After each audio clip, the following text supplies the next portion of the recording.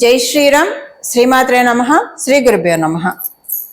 పరాభవ నామ సంవత్సరం, దక్షిణాయనం, గ్రీష్మ ఋతువు, ఆషాఢ మాసంలో శుక్లపక్షంలో వచ్చే ఏకాదశి, తొలి ఏకాదశి, శయన ఏకాదశి అత్యంత విశేషాలతో కూడుకొని వస్తుంది ఈ సంవత్సరం. ఇదివరకు సంవత్సరాల్లో లేని ప్రత్యేక అంశాలు ఈ సంవత్సరంలో ఉన్నాయి. దానికి కారణం ఇప్పుడు మనం తెలుసుకుందాము. ఇప్పుడు ఈ విషయాన్ని, ఏకాదశి యొక్క ప్రాశస్త్యం మనందరికీ తెలుసు. తొలి ఏకాదశిని మనము ప్రాపర్గా యూటిలైజ్ చేసుకుంటే కనుక మన జీవితంలో ఎన్నో శుభత్వాన్ని మనం ఆహ్వానించవచ్చు. ఏకాదశులు ఒకటి పట్టుకుంటే చాలు. అది శుక్లపక్షంలో వచ్చే ఏకాదశి కావచ్చు, కృష్ణపక్షంలో వచ్చే ఏకాదశి కావచ్చు. ఉపవాసం చేయగలిగిన వాళ్ళు ఉపవాసం చేస్తారు. ఎంత కష్టమైనా ఉపవాసం చేయని మనం కలియుగంలో ఉన్నాం. సో గ్యాస్ట్రిక్ ట్రబుల్స్ ఇవన్నీ ఉన్నాయి. భగవన్ నామ స్మరణ చేసుకున్నా సరిపోతున్నాయి. ఇప్పుడు నేను ఒక చాలా ఇంట్రెస్టింగ్ అంశం చెప్పబోతున్నాను అందరికీ కూడా. అదేంటంటే, గురు భగవానుడు దేవగురువైన బృహస్పతి కర్కాటక రాశిలో ఉన్నప్పుడు వచ్చిన ఈ ఏకాదశి. ఇంకొకటి ఏంటంటే, దేవగురువు అసురు గురువు ఇద్దరు కూడా ద్విదాదశాల్లో ఉన్నారు. ఎక్కడ ఉన్నారు? ఒకళ్ళేమో కర్కాటక రాశి, ఇంకొకళ్ళు సింహరాశిలో ఉన్నారు. ఈ రోజు అంటే 20, అందరికి అర్థమయ్యేలా రోజు చెప్పాలంటే, డేట్ ప్రకారం చెప్పాలంటే, అంటే చాలా మందికి పంచాంగ అవగాహన ఉన్న వాళ్ళకి ఇది అర్థమవుతుంది, అందరికీ ఉండదు కాబట్టి 25 జూలై 2026లో చెప్తున్నాను. ఆ రోజు గురు భగవానుడు కర్కాటక రాశిలో, శుక్రాచార్యులు వారు సింహరాశిలో ఉన్నారు. వీళ్ళిద్దరూ ఒకళ్ళు ద్విదాదశాల్లో ఉన్నారు. అదొక పాయింట్. సెకండ్ పాయింట్ ఏంటి? ద్విదాదశాల్లో ఉండడమే కాదు, ఈ కర్కాటక రాశి సింహరాశి ఏంటి? కాలపురుషుడు కుండలిలో చతుర్థ పంచమ స్థానాలు. ఎప్పుడైనా కేంద్ర స్థానాలు, కోణ స్థానాలు వీళ్ళిద్దరు కలయిక రాజయోగాన్ని ఇస్తుంది. లేదా కేంద్రాధిపతి కోణంలో ఉన్నా, కోణాధిపతి కేంద్రంలో ఉన్నా కూడా రాజయోగం ఇస్తుంది. ఇప్పుడు కోణాధిపతి ఎవరయ్యారు? రవి అయ్యారు. రవి చతుర్థ కేంద్ర స్థానాల్లో ఉన్నారు. ఇది ఒక రాజయోగము. ఆయన గురువుతో కలిసి ఉన్నారు. ఇంకొక విశేషాంశం ఏంటో చెప్పనా? మీరు అన్ని రాశుల్లో చూసుకోండి. కర్కాటక రాశి సింహరాశిలో ఏ గ్రహం కర్కాటకం సింహరాశికి, సింహరాశి వీరిద్దరికి అధిపతి రవిచంద్రులు కదా. ఈ రవిచంద్రుల రాశుల్లో మనకి ఆకాశంలో కనిపించేది, ఏ గ్రహాన్ని మనం చూసినా చూడకపోయినా ప్రతిరోజు 2 గ్రహాలను ఆకాశంలో మనం దర్శనం చేస్తూ ఉంటాం. ఉదయాన్నే రవిని, సూర్యనారాయణ మూర్తిని, ఆదిత్యుడిని, సాయంత్రం పూట చంద్ర భగవానుడిని. సో శుక్లపక్షంలో పూర్తిగా, కృష్ణపక్షంలో మనకి అన్ని వేళలా కనిపించకపోయినా శుక్లపక్షంలో మనకి శుక్లపక్ష పూర్ణిమ రోజైతే షోడశ కళలతో చంద్రుడు ప్రతిబింబిస్తూ ఉంటాడు. సో నవగ్రహాల్లో 2 గ్రహాలను మనం ప్రతిరోజు కూడా ఆకాశంలో చూస్తూ ఉంటాము. అలాంటి ఆ గ్రహ దేవతల యొక్క రాశులు కర్కాటక రాశి, సింహరాశి.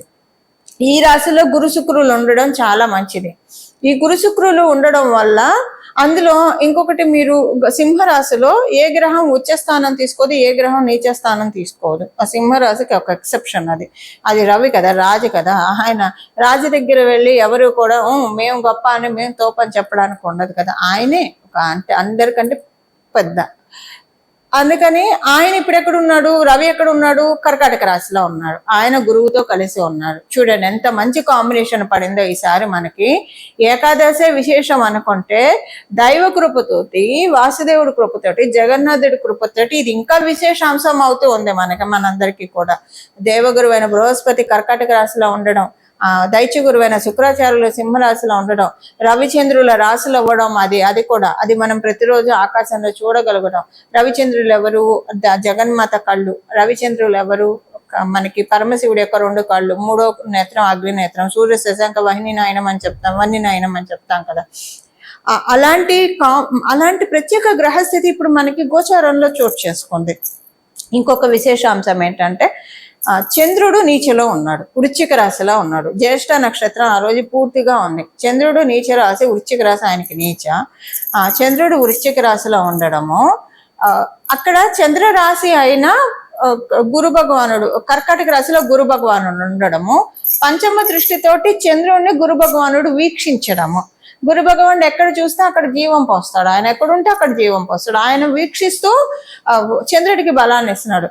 ఇప్పుడు ఈ డిస్పోజిటర్ గురు భగవానుడి డిస్పోజిటర్ చంద్రుడు నీచ ఉన్నాడు అంటే ఇక్కడ నీచ భంగ రాజయోగం. చూడండి ఎన్ని ప్రత్యేక అంశాలు ఉన్నాయంటే ఈ ఏకాదశికి. ద్వాదశ రాశుల వాళ్ళు, ద్వాదశ లగ్నాల వాళ్ళు దీన్ని వినియోగించుకోవాలి. దీనికి ఏంటంటే ఆయన నీచబడి ఉన్నాడు, ఈయన ఉచ్చలో ఉన్నాడు కాబట్టి ఇక్కడ క్యాన్సిలేషన్ అయిపోయింది. నీచ అనేది చంద్రుడికి క్యాన్సిలేషన్ అయిపోయింది. నీచ భంగ రాజయోగం. గురు భగవానుడు ఉచ్చ స్థితి. రవి కూడా గురు భగవానుడి తోటి కలిసి ఉండడు, ఎందుకంటే సింహరాశి అధిపతి. మళ్ళీ ఈ 2 రాశుల్లో గురు శుక్రులు. అసలు ఇలాంటి కాంబో మనం చూస్తామో లేదో కూడా తెలియదు. అంటే చూస్తామో లేదో అంటే నెక్స్ట్ ఇయర్ మళ్ళీ 12 సంవత్సరాల తర్వాతే మనకి ఇలాంటిది ఉంటుంది. ఈ 12 సంవత్సరాల దాకా మనం ఇది చూడలేము. ఇది మంచి కాంబినేషన్ అండి. ఎంత బాగుందంటే అందరూ ఇప్పుడు కాలగమనంలో శనేశ్వరుడు కూడా మీనరాశిలో ఉన్నారు. సో ఇదంతా ఏంటంటే మంచి కాంబినేషన్. మన జాతకంలో ఉన్న యోగాల్ని ఇప్పుడు గురు శుక్రులు ఇద్దరు బాగా ఉంటాయి. ఎవరి జాతకంలో అయినా సరే వాళ్ళకి లైఫ్ చాలా బాగా ఉంటుంది. గురు శుక్రులు అంటే అందరికి అర్థమయ్యే భాషలో చెప్పాలంటే ఒక ఎగ్జాంపుల్గా తల్లిదండ్రులు. ఎవరికైనా తల్లిదండ్రులు ఉండి అది కూడా బాగా స్థితిమంతులైన తల్లిదండ్రులు కడుపులో పిల్లలు పుడితే ఇంకా వాళ్ళకి ఒక ఏమంటారు సిల్వర్ స్పూన్తో పుట్టారు, గోల్డెన్ స్పూన్తో పుట్టారు అలా చెప్తూ ఉంటారు కదా. అలా ఉంటుంది లైఫ్ అంతా కేక్ వాకుగా ఉంటుంది. తల్లి ఏమో పోషణ చేస్తుంది, అన్ని చూస్తుంది, తండ్రి అన్ని సమకూర్చి పెడతాడు, అంత ప్యాంపరింగ్ చేసే తల్లిదండ్రులు ఉండి ఇంకా ఆ జీవితం, ఆ బిడ్డడి జీవితం ఎంత చక్కగా ఉంటుంది, హాయిగా వెళ్ళిపోతుంది కదా ప్రశాంతంగా. ఫ్యూచర్ కూడా అన్ని సెక్యూర్ చేసి పెట్టే ఫాదర్ ఉంటే, ఫాదర్ పేరెంట్స్ ఉంటే ఎంత బాగా ఉంటుంది వాళ్ళ లైఫ్. సో అలా లేకపోయినా స్వశక్తితో పైకి వస్తారు, అది వేరే సంగతి కానండి. బట్ ఎన్నో కష్ట నష్టాలను ఓర్చుకొని, ఎన్నో అవమానాలను, ఎన్నో ఛాలెంజెస్ ఓర్చుకొని రావాలి. అలా కాకుండా మన జీవితంలో ఒక గాడ్ ఫాదర్, గాడ్ మదర్ ఈ గురు శుక్రులు. God father, god mother, biological father, biological మదరే స్థితిమంతులై వాళ్ళ కడుపున పుడితే ఎంతో బాగుంటుంది అంటే లైఫ్. మనకి గాడ్ ఫాదర్, గాడ్ మదర్ మనతోటి ఉంటే ఇంకెంత బాగుంటుంది. అలాంటి సిచ్యువేషన్ ఇప్పుడు గోచారంలో ఉంది. ఈ ఏకాదశి అన్ని విశేషాలతో కూడుకొని ఉంది. ఇవన్నీ కూడా ఎలా తెలుస్తాయి చెప్పండి? మాలాంటి జ్యోతిష పండితులు ఇవన్నీ కూడా రీసెర్చ్ చేసి ఎక్స్ట్రాక్ట్ చేసి అందరికి అందించి, దానికి అసలు ఇప్పుడు ఇలా ఉంటే మటుకు తీసుకోవాలంటే మీ జన్మ జాతకం బాగా ఉంటే తీసుకుంటారు, కానీ అది కూడా కొంత పర్టికులర్ పీరియడ్ ఆఫ్ టైం వరకే కదా. ఇప్పుడు దీన్ని మనము 3 నుంచి 5 సంవత్సరాలు ఉంచుకోవచ్చు, సస్టైన్ చేసుకోవచ్చు, రెన్యూ చేసుకోవాలి. మనకున్న యోగాన్ని రెన్యూ చేసుకోవాలంటే ఏం చేయాలి? ఇప్పుడు పాస్పోర్ట్ ఉంది, ఒక 10 సంవత్సరాల వ్యాలిడిటీ ఉంటుంది, తర్వాత అది రెన్యూ చేసుకుంటేనే మనకు వస్తుంది. So time to time renew చేసుకోవాలి కదా. అలాగా మనకి ఉండే యోగాలు గోచారంలో వచ్చే గోచారం. అందుకే మనకి మన జన్మజాతకం సరి లేకపోయినా గోచారంలో వచ్చేదాన్ని మన జన్మజాతకం బాగోలేదన్న విషయాన్ని ఓవర్లాప్ చేయాలి.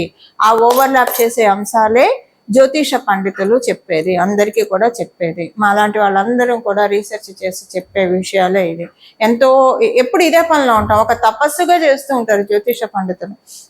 ఎప్పుడు ఏది చూసినా కూడా, ఏ సిచ్యువేషన్ చూసినా అది దీనికి అయింది, ఈ గ్రహాలు దీనివల్ల ఇలా రిలేట్ చేసుకుంటూనే ఉంటారు. మళ్ళీ ఇక్కడ కర్మదోషాలు కూడా వెళ్ళిపోతూ ఉంటాయి. కర్మదోషాలు కూడా ఏం చేస్తే వెళ్తాయి అనేది కూడా సూచించేది జ్యోతిష పండితులే. సో ఇప్పుడు ఇంత ఇంకొకటి చెప్పిన, గురు భగవానుడే కదా జ్యోతిషానికి, శుక్రాచార్యుల వారే కదా. సో ఆదిదైవాలు ఇద్దరు గురువులు కర్కాటక మరియు సింహరాశిలో ఉన్నారు.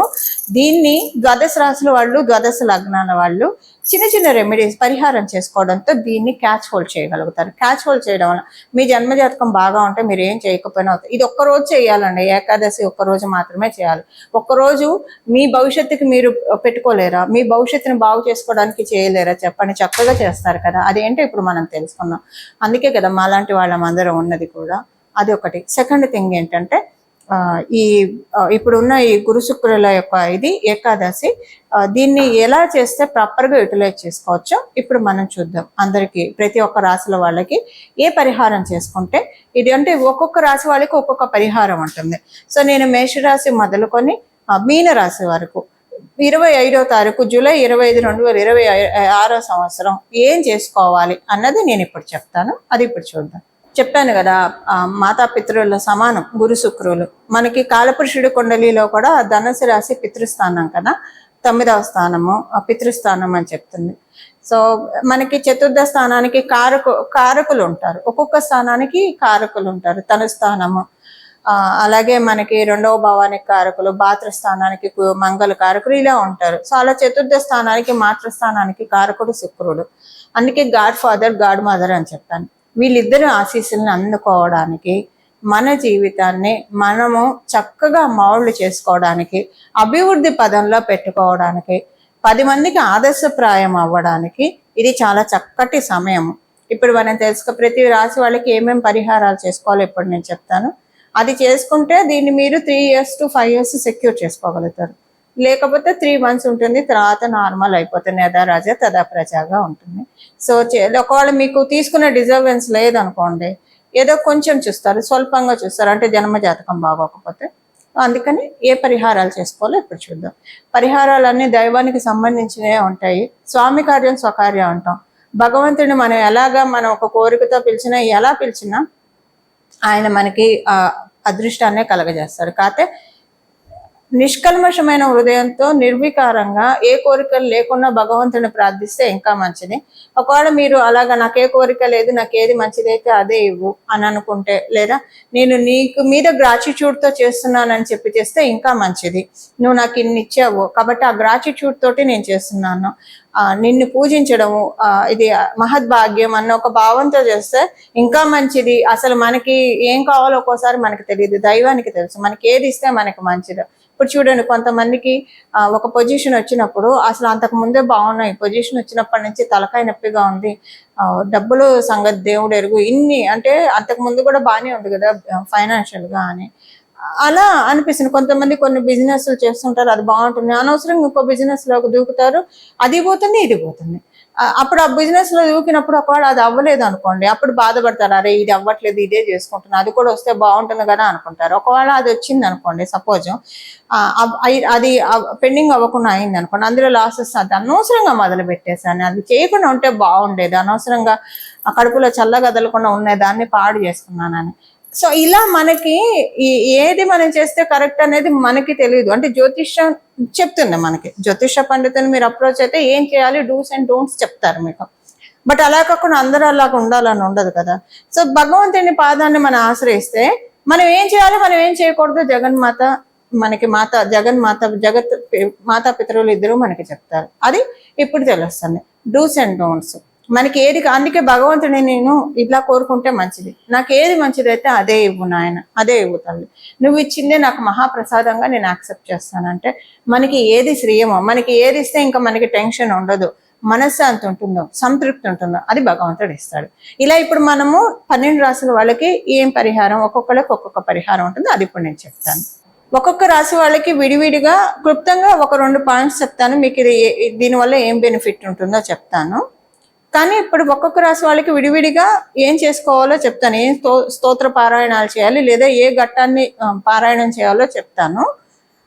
దాంతోపాటు ప్రతి ఒక్కళ్ళు 12 రాశి వాళ్ళు, 12 లగ్నాల వాళ్ళు ఈరోజు ఆదిత్య హృదయాన్ని 3 సార్లు చదవండి. చదవడం లేదా వినడం అన్నా చేయండి. కనీసం సూర్యనారాయణమూర్తి రవి ముందు నుంచని, ఆదిత్యుడి ముందు నుంచని 3 సార్లు ఆదిత్య హృదయం పారాయణం అన్నా చేయండి లేదా వినండి.